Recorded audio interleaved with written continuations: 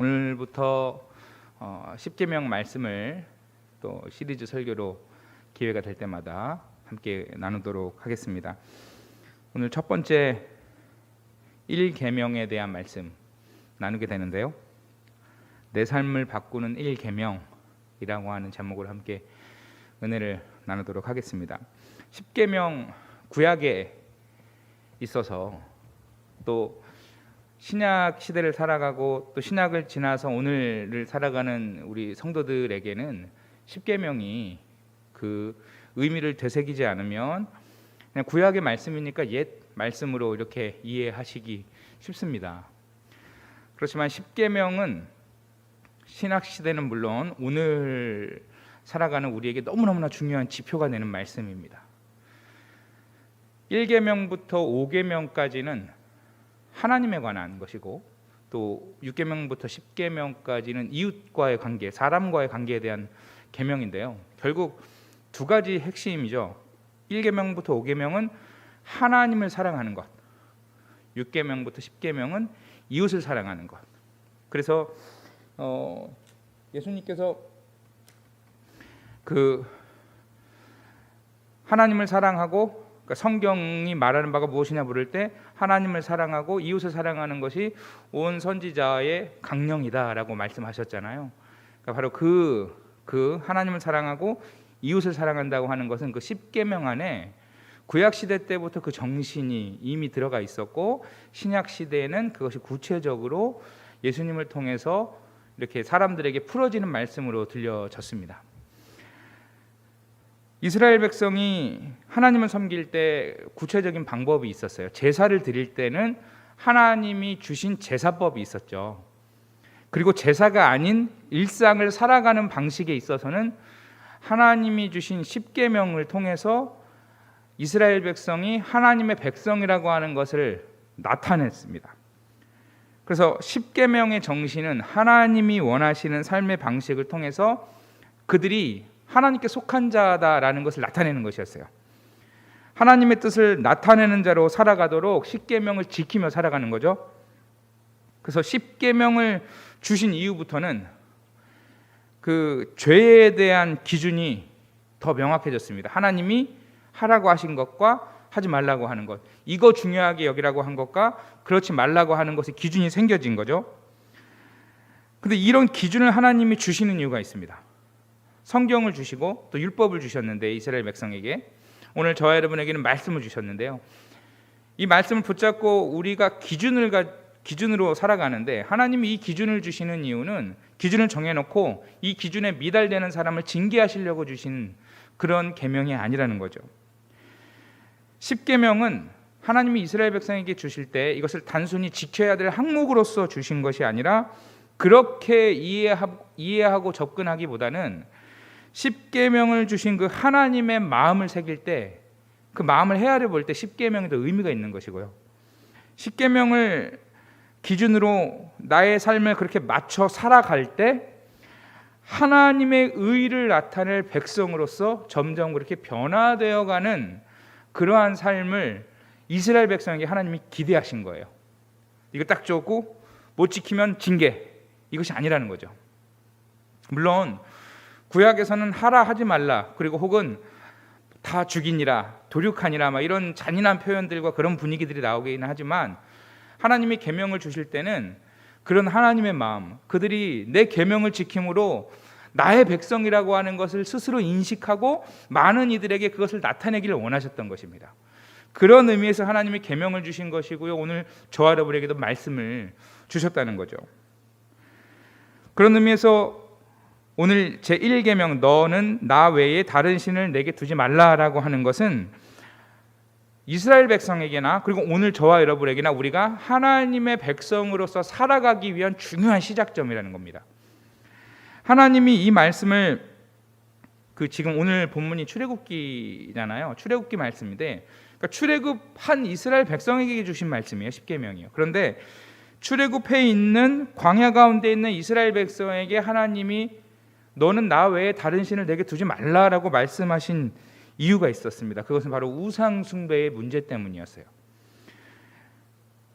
우리는 보통 우상이라고 하면 하나님 아닌 다른 종교를 가지고 다른 신을 섬기는 것으로만 이해할 수 있죠. 그러나 더 문제가 되는 것은 하나님을 믿으면서도 하나님과 나란히 섬기는 것이 문제입니다. 오늘 본문에서 나 외에라고 하는 표현이 나옵니다. 그렇죠. 20장 3절, 출애굽기 20장 3절을 보시면 나 외에라고 하는 이 표현이 나오는데요. 그러니까 이 표현은 쉽게 말하면 내 얼굴 앞에서, 내 면전에서 라고 번역할 수 있습니다. 그래서 본문을 다시 번역해 보면 너는 내 얼굴 앞에서 나를 무시한 채 다른 신을 너에게 두지 말라라는 그런 뜻이죠. 그러니까 하나님이 내 얼굴 앞에서 너 다른 신 두면 안 되라고 말씀하는 것은 그들이 다른 신을 두며 살아왔고 그러한 사람들이 당시에 너무 많았다라는 전제가 있는 거죠. 그랬기 때문에 하나님이 너희는 그들과 같이 나 아닌 다른 신을 너에게 두지 말라라고 하나님이 말씀하십니다. 창세기 12장에서 하나님이 아브라함을 부르실 때요, 그 배경을 보시면 11장 31절, 그러니까 창세기 11장 31절을 보면 아브라함의 아버지 데라가 가족들을 이끌고 갈대아 우르에서 살다가 가나안 땅으로 가려고 하는데 못 가고 하란에서 머물게 돼요.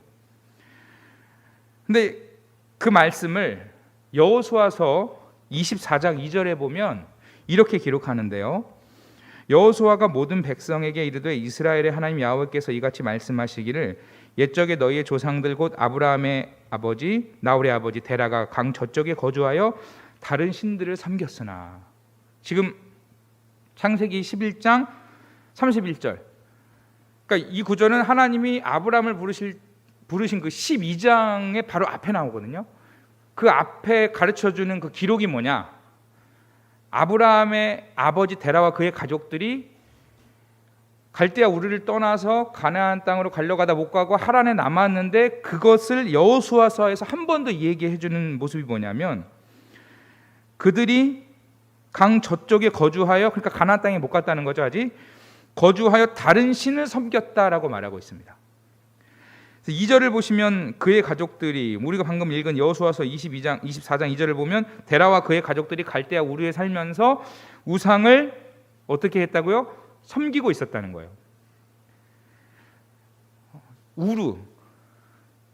우르는 갈대아 우르의 그 우르는 바벨론, 니느웨, 하란과 같은 당시에 4대 도시로 뽑혀졌다고 합니다. 그러니까 여기서 그 고대 메소포타미아 문명, 큰 강줄기를 사이로 도시들이 생겨났잖아요. 그러니까 그런 도시 중에 하나였는데 1920년에 유적지가 발굴이 됐습니다. 지구라트라고 하는 유적지가 우르에서 발견이 됐는데, 이 우르는 오늘날 이란에 있는 그쪽 지역으로 아마 그쪽 지역이었을 것이다라고 학자들이 추측을 한다고 해요. 지구라트 사진을 한번 올려봐 주시면 저게 굉장히 정교해 보이죠. 아주 오래전에 쌓은 저게 무엇일까요? 저게 신전이었습니다. 놀랍게도. 다음 사진 한번 보여주시면 저렇게 올라가서 저 위에 신전을 모시는 거예요. 그러니까 신전이 엄청나게 컸다는 사실은 그 도시에 살았던 사람들이 굉장히 많았다는 것이죠. 그렇죠? 저 정도 규모의 신전을 지으려고 하면 어마어마한 인력이 동원되어야 했으니까요. 그러니까 저렇게 큰 신전을 섬기던 신전이 있던 도시였어요. 물론 이게 1920년대에 발견된 거죠. 그런데 아브라함의 아버지 데라 당시에 우르가 저 정도로 발달을 했냐? 그건 아닙니다. 한참 시간이 흘러서 큰 대도시가 됐지만 어쨌든 그 우르라고 하는 땅은 사람들이 모일 만한 풍성함과 부유함을 가지고 있었던 땅인 건 분명해요. 그래서 시간이 흘러서 저렇게 지구라트가 보일 정도로, 지구라트가 나올 정도로 문명이 발달했다는 거죠. 그러니까 즉 정리해 보면 우르는 대도시였습니다. 근데 하란도 대도시였어요. 데라가 우르에서 하란으로 간다는 것은 대도시에서 대도시로 이동한 거죠. 왜 그럴까요? 거기가 비옥하고 살기 좋은 땅이었기 때문입니다. 누구나 기왕이면 살기 좋고 비옥하고 풍성한 데가 좋잖아요. 그런데 문제는 이것입니다. 이 대도시가 가지고 있던 부요함이요, 신의 축복을 받은 것으로 여겼어요.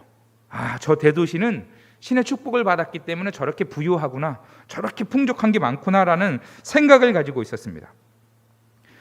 근데 문제는 그 축복을 내리는 신을 자연 현상에 끌어와가지고, 자연 현상에서 끌어와가지고 우상으로 만든 거죠. 성경에 자주 나오는 우상의 이름이 바알입니다. 바알. 사사기 2장 11절을 보시면 이렇게 말하는데요. 이스라엘 자손이 여호와의 목전에 악을 행하여 바알을 섬기며 라고 기록이 되어 있습니다. 여기 이스라엘 목전에라고 하는 이 표현이 오늘 우리가 읽은 너는 내 앞에서, 내 면전에서는 같은 뜻이요. 바알인데 여기 바알들이라고 복수로 표현을 합니다. 그러니까 여러 우상을 말하는데, 보통 이 당시 고대 근동 지방에서의 신은 보통 남신과 여신으로 나눠져 있었어요. 바알은 남신이었고 아스다롯은 여신이었습니다. 근데 이 두 신이 하는 일이 뭐냐면 농사를 주관하고 축복을 준다고 믿었어요. 농사를 하시는 분들에게, 저희 지금 큰아버지 큰어머니도 농사를 하시고 또 저희 외할머니도 저쪽 호남 지방에서 농사하고 계신데 얼마나 힘든지 잘 알고 있습니다. 근데 농사하시는 분들한테는 풍년이 굉장히 중요하잖아요. 근데 그 풍년이 어디서 오냐? 하늘이 비를 내리고 햇볕을 주어야 풍년이 난다라고 당시에 사람들이 생각을 했어요. 그런데 중요한 것은 그 풍년을 주장하는 신이 바알과 아스다롯이라고 하는 그 우상을 섬기며 만들었던 거죠. 고대인들은 사람이 주장할 수 없는 자연 현상을 신격화했습니다. 요즘은 우리가 해석할 수 없는 자연 현상들이 있지만 과학이 발달했기 때문에 과학적으로 접근하고 이해하고 현상이 이해가 되잖아요.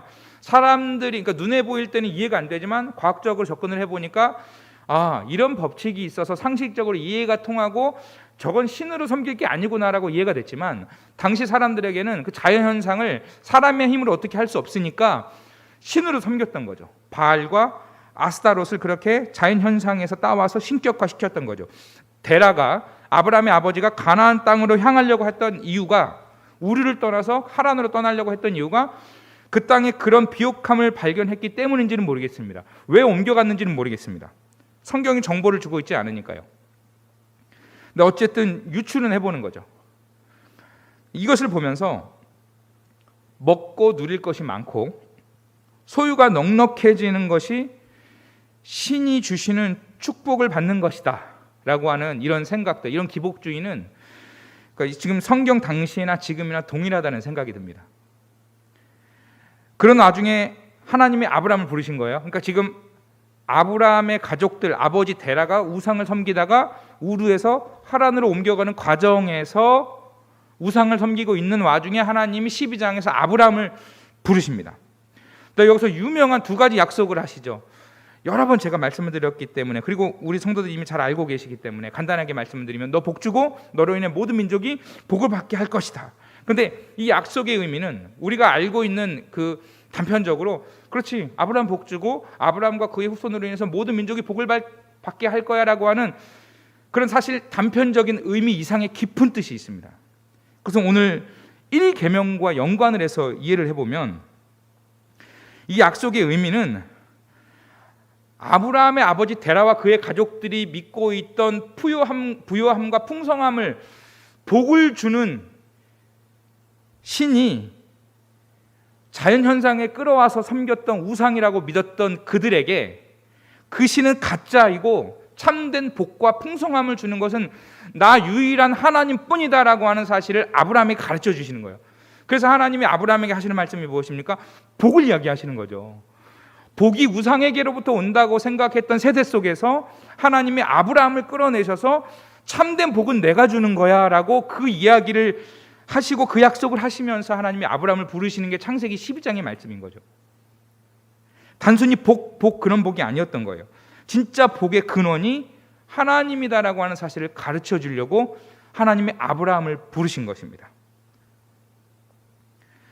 그래서 오늘 출애굽기 20장 3절에서 너 나 외에 다른 신 두지 말라라고 부르시는 것은 풍요와 축복을 주는 여러 우상에서 당시에 여러 우상들 중에 하나의 신으로서 하나님을 섬기라는 뜻이 아니라, 출애굽한 이스라엘 백성들이 그런 식으로 하나님을 섬기라는 뜻이 아니라, 너희에게 복을 주는 신은 오직 나 유일한 하나님 한 분이다라는 사실을 이스라엘 백성이 기억하라는 거죠. 그래서 하나님이 10계명 중에요, 중요한 계명 중에 첫 계명으로 바로 나 이외에 다른 신 두지 말라라고 하는 이 말씀을 하고 계시는 거예요. 눈에 보이는 자연상에서 너희 살아가는 삶에서 저 자연이 복을 주고 이것이 복을 주고 바알이 복을 주고 아스다롯이 복을 주는 것 같지만 아니야. 다 가짜야. 내가 너희에게 복을 주는 유일한 복의 출처요, 복의 주관자요, 복을 주는 나 하나님만이 진짜 신이다라는 사실을 가르쳐 주시는 거죠. 그런 의미에서 1계명이 중요한 거였습니다. 참 중요한 거였죠. 그래서 하나님은 아브라함에게 그거 말씀하시고, 그 다음에 그 성경의 예언대로 아브라함에게 그 약속하신 후손들이 나중에 이스라엘 백성이 되잖아요. 아브라함의 후손을 통해서 이스라엘 백성이 되잖아요. 하나님이 아브라함에게 하신 그 약속이 오늘 출애굽한 이스라엘 백성들에게 동일하게 말씀하시는 거예요. 아브라함에게 야, 복 내가 주는 거야. 세상 그 누가 너한테 복 주는 거 아니야. 그 얘기를 지금 하나님이 출애굽한 이스라엘 백성에게 애굽에서 건져내셔서 광야에서 10계명 주시면서 첫 계명으로 그 얘기를 동일하게 말씀하시는 겁니다. 그래서 사실 창세기 12장 1, 2, 3절이 너 복 주고 너로 말미암아 복을 얻게 할 거야 라는 이 말씀과 출애굽기 20장 3절의 말씀이 사실은 같은 뜻이라는 거죠. 창세기 12장에서는 아브라함에게 한 말씀이었고, 출애굽기 20장 3절에서는 이스라엘 공동체에게 하시는 말씀이었지만 그 뜻은 같은 것이다라는 거죠. 그래서 하나님은 오늘 본문에서 이스라엘 백성에게 모세를 통해서 말씀하시는 거예요. 하나님 외에 다른 신은 없다. 우상을 버리라. 우상을 내 앞에서 두지 말라. 근데 중요한 것은 나 외에는 다른 신들을 내게 있게 하지 말라라고 말씀하셨는데, 여기서 나라고 하는 의미에 좀 주목할 필요가 있습니다. 나. 하나님이 자신을 나라고 얘기했는데, 우리가 성경을 읽을 때 가장 먼저 나오는 게 창세기 1장 1절이잖아요. 근데 사실 창세기 1장 1절은 너무 쉽게 너무 많이 들었던 말입니다. 하나님이 태초에 하나님이 천지를 창조하시니라 이 말씀인데, 이 구절 그대로 한번 띄워봐 주시고요. 그러니까 이 구절 때문에 논란이 굉장히 많이 되고 있습니다. 세상이 창조된 것이냐 진화된 것이냐 굉장히 많이 이야기하고 있습니다. 근데 사실 창세기의 목적이 세상이 창조되었느냐 세상이 진화되었느냐를 얘기하는 게 아니에요. 무엇을 얘기하냐면, 강조점은 거기에 있는 것이 아니라 하나님이 세상을 창조했다라는 것에 강조점이 있는 겁니다. 그러니까 여기 이 구절을 우리 성도들께서 자세히 보시면 태초에 하나님이 천지를 창조하시니라 중에 가장 중요한 부분은 천지나 창조가 아닌 거예요. 왜냐하면 하나님이 세상을 창조하지 않으셨어도 하나님은 하나님이시죠.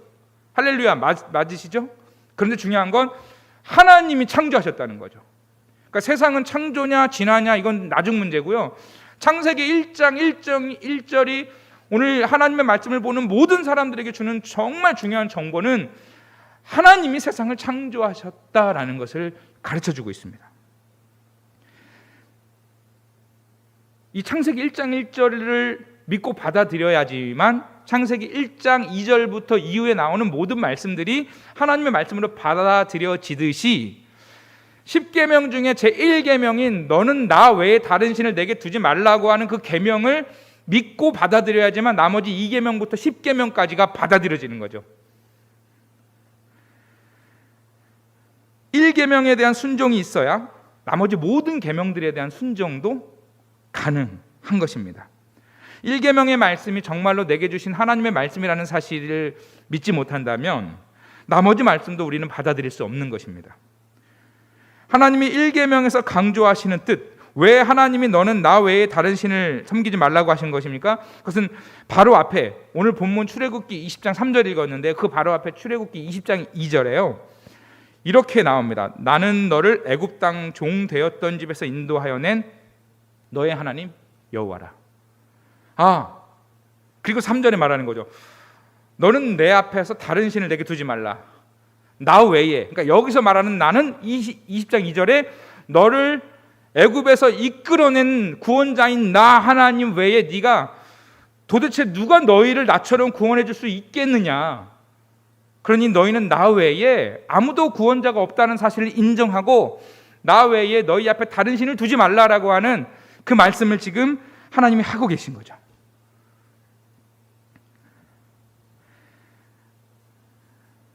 노예라고 하는 절망적인 상태에 있을 때 큰 손과 편팔로 너희를 건져낸 하나님이다.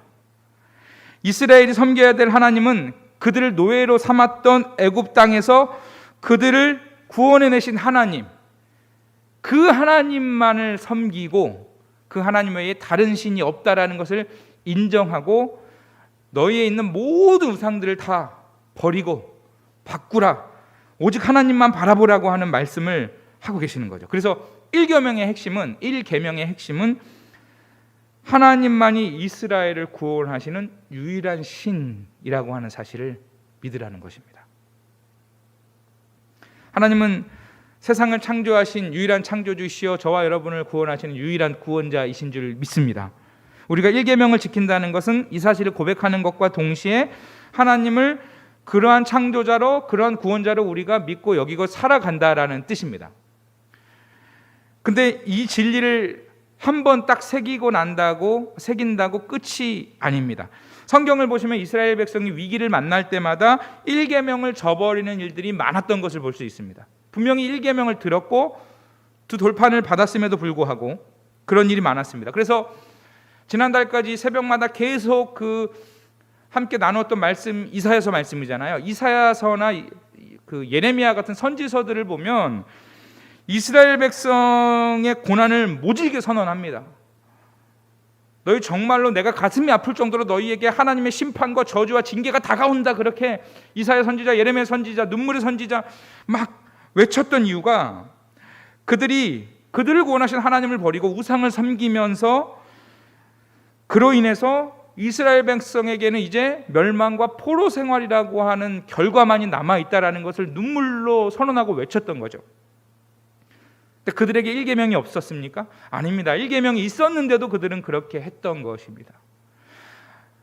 하나님을 하나님으로 섬기라고 하는 1계명, 너는 나 외에 네 앞에 다른 신을 두지 말라고 하는 이 계명, 우리가 지식으로만 알아서 되는 것이 아니라는 거죠. 계속해서 우리는 그 1계명을 우리 삶의 중요한 결정의 순간이 있을 때마다 붙잡고 살아가야 한다라는 것을 가르쳐 주는 것입니다.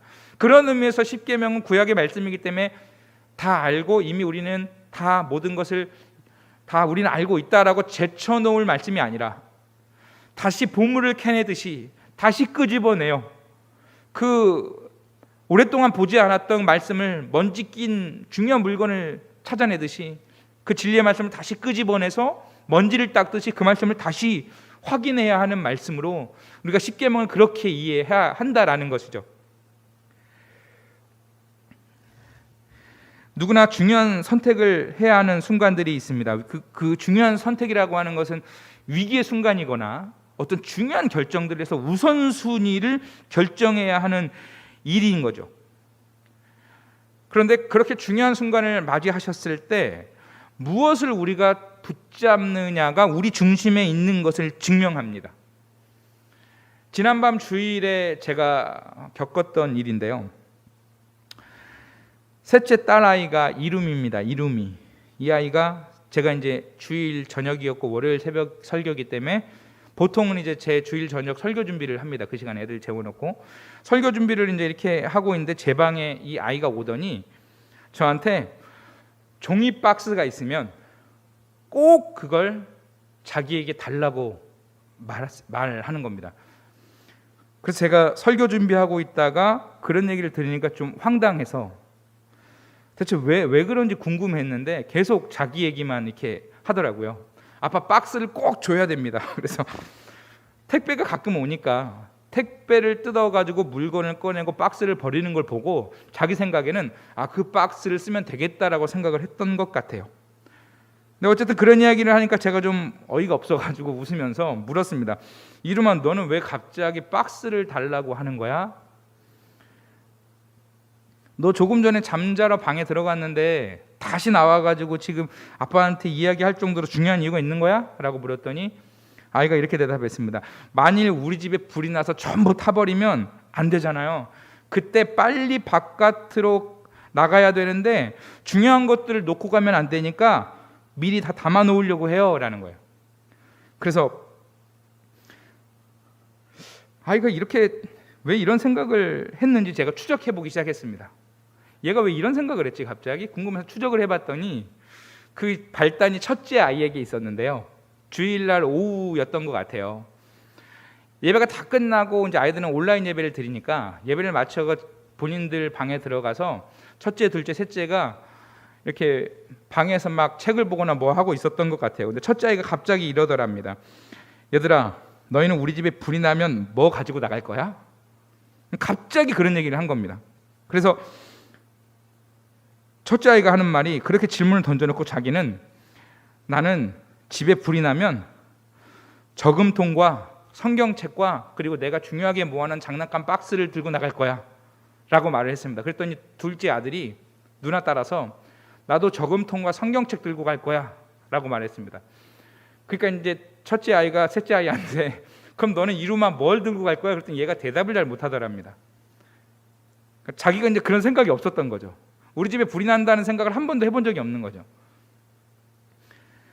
그랬는데 그날 저녁에 언니가 자기에게 했던 질문이 가슴에 남았는지 잠을 자러 갔다가 아빠한테 지금 중요하게 그 얘기를 해야겠다는 생각이 들었던 것 같아요. 갑자기 우리 집에 불이 난다고 하는 게 믿어졌던 것 같아요, 아이가.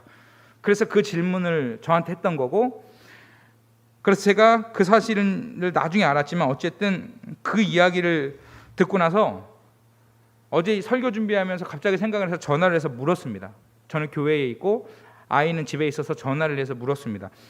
이름아, 너 엊그저께 아빠한테 했던 질문이 이거였는데 중요한 장난감 담고 싶다고 했는데 뭐 담고 싶어? 그랬더니 아이가 뭐라고 했는지 아세요? 모르겠어요. 담아봐야 알죠? 별로 중요한 거 뭔지 본인도 모르면서 우선순위를 본인도 정하지 않았으면서 박스를 저한테 요청을 했던 거예요.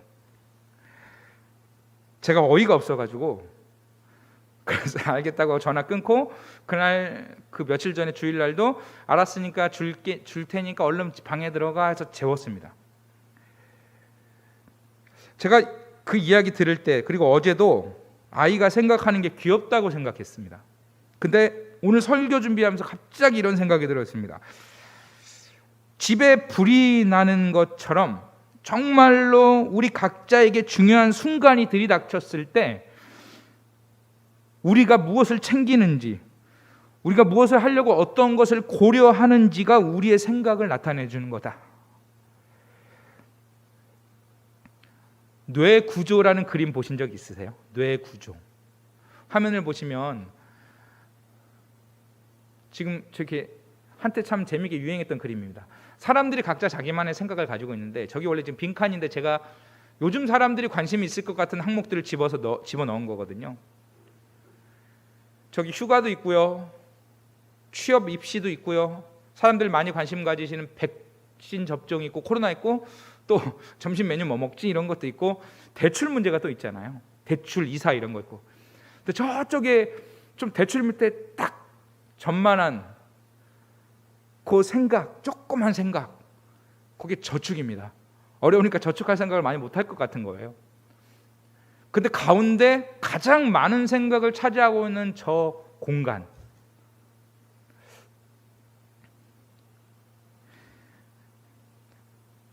우리는 누구나 생각의 박스가 있습니다. 마음의 박스가 있죠.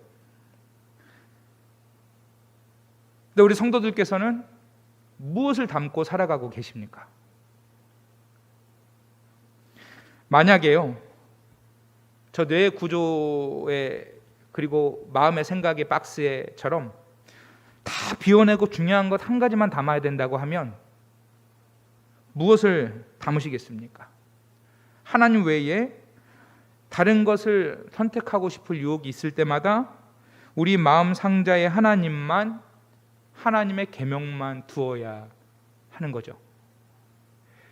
그런 의미에서 십계명은 이스라엘 백성이 계속 지켜나가야 할 진행 중인 계명이고 계속해서 되새길해야 할 언약으로 주신 것입니다. 이것은 오늘날 우리에게도 마찬가지입니다. 매일 하루를 시작하시고 하루를 마치실 때마다 하나님 외에 내게 다른 신은 없습니다. 이 고백을 하면서도 눈에 보이는 여러 가지 유혹들이 우리 앞에 있지만 하나님, 나는 이 고백 물러서지 않겠습니다. 내게 유익이 없더라도 하나님만 섬기고 하나님 외에 다른 신이 내게 없습니다라고 하는, 나의 복의 출처는 오직 하나님이십니다라고 하는 이 고백, 내가 주님 오시는 그날까지 변치 않고 이 계명 붙잡고 살아가겠습니다라고 하는 이 고백이 우리의 뇌 구조 안에, 우리의 마음의 생각 안에 꼭 자리 잡혀 있기를 주님의 이름으로 부탁드립니다. 1계명, 하나님만이 우리의 창조주요 구원자로 믿고 섬기며 살아가는 우리 성도들의 가정에, 성도들 위해 하나님의 축복이 있기를 주님의 이름으로 축원합니다.